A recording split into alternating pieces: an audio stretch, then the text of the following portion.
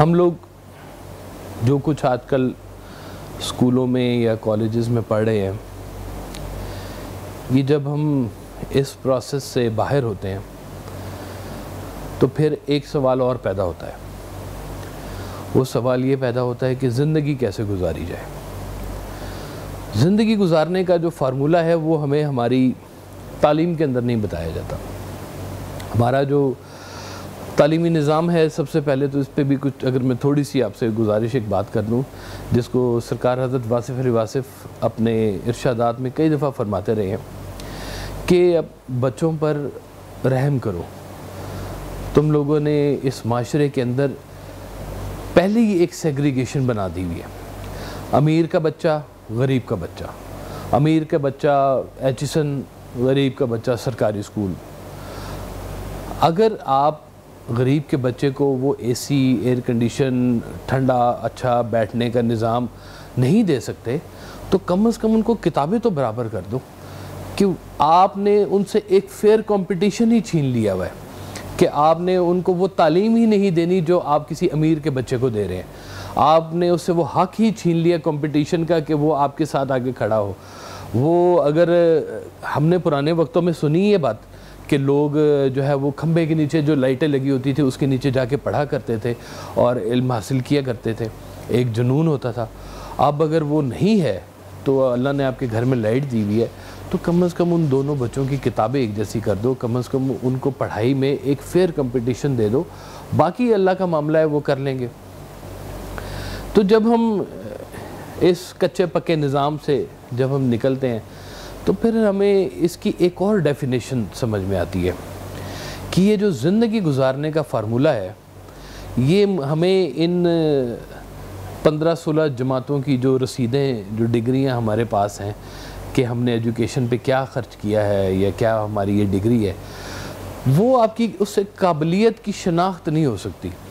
آپ کی قابلیت جو ہے وہ آپ کے ایکسپریشن میں ہے، آپ کے بیہیویئر میں ہے۔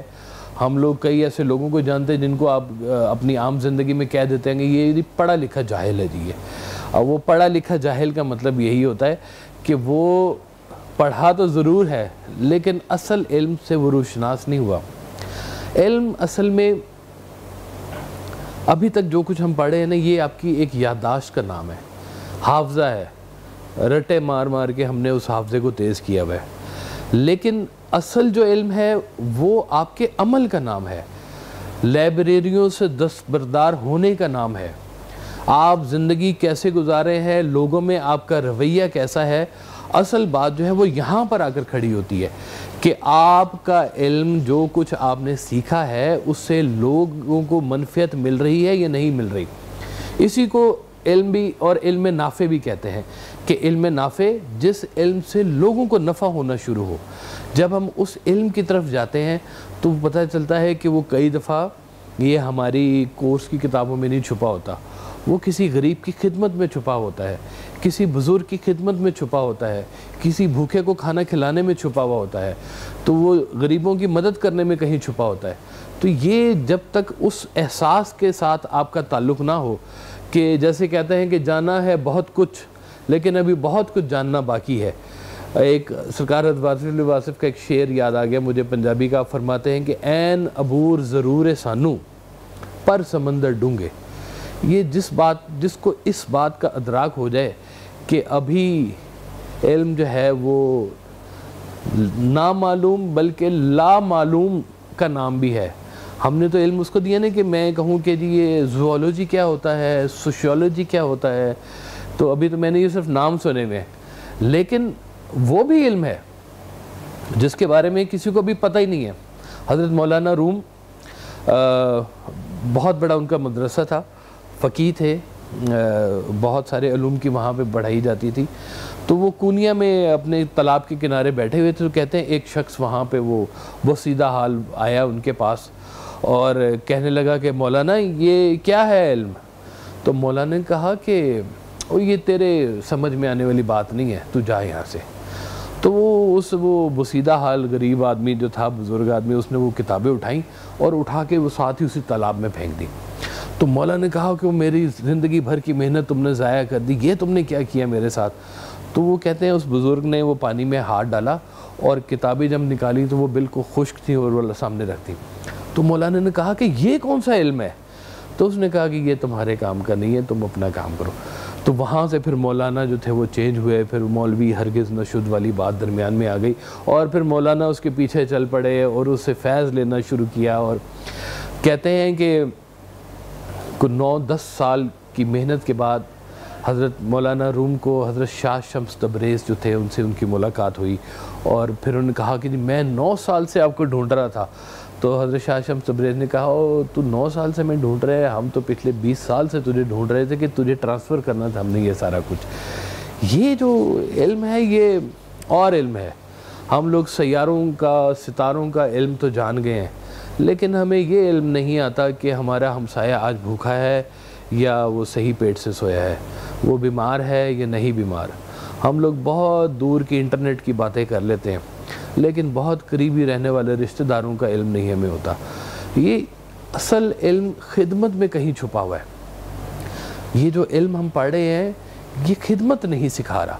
خدمت سکھانے کے لیے جو ہے نا وہ زندگی کے ساتھ جڑنا پڑتا ہے، زندگی کے لمحے کو سمجھنا پڑتا ہے۔ جس شخص کو یہ پتہ چل جائے کہ یہ زندگی 4 لمحوں کی ہے اور اس میں سے گزر کے جانا ہے، کتنے علم کی ضرورت ہے۔ اگر آپ کو یہ بات آج پتہ چل جائے کہ آپ کا سفر گھر سے میانی صاحب تک کا ہے، تو اس سفر کے اندر آپ کو کتنے علوم کی ذکر آپ کو چاہیے۔ بڑا عالم تھا، بڑا فاضل تھا، لیکن جس وقت میت پڑی ہوئی ہے تو یہ کون ہے جناب؟ انہوں نے کہا یہ میت ہی ہے جی۔ یہ کبھی کوئی صاحب ہوا کرتے تھے، اب تو یہ میت ہی ہے۔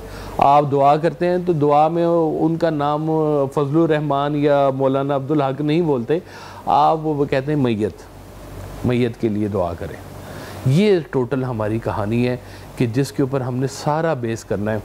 ایک سرکار کا مجھے شعر یاد آ گیا، آپ فرمایا کرتے تھے کہ وہ کون کسی کا اس دنیا میں کس نے پیت نبھائی، اپنی ذات میں گم ہیں سارے کیا پربت کیا رائی، کالا سورج دیکھ کے کالی رات نے لی انگڑائی، اپنی راہ میں حائل ہو گئی آنکھوں کی بینائی، پتے ٹوٹ گئے ڈالی سے یہ کیسی رت آئی، مالا کے من کے بکھرے ہیں دے گئے یار جدائی، تجھ بن ساجن میری ہستی میرے کام نہ آئی، بات بنانے سے کیا بنتی تو نے بات بنائی، اور سانس کی آری کاٹ رہی ہے صدیوں کی پہنائی، ہستی کے بحروب میں واصف موت سندیسہ لائی۔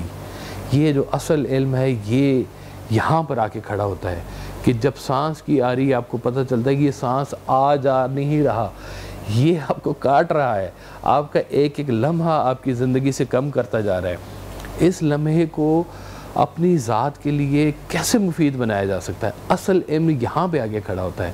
اصل علم یہاں پہ آگے آپ کو بتاتا ہے کہ اب سفر کا رخ من جانب اللہ رکھنا ہے، اور یہ سفر جتنی آسانی سے کٹے گا ہمارے لیے اتنی ہی آسانی ہوگی۔ اللہ تعالی ہمیں صحیح علم سے روشناس کرے، علم کی حقیقتوں کو کھولے، اور علم کے دروازے جو ہیں ہم سب پر وا کرے۔ اور اس دعا کے ساتھ اجازت لوں گا، اللہ آپ سب کو سلامت رکھے۔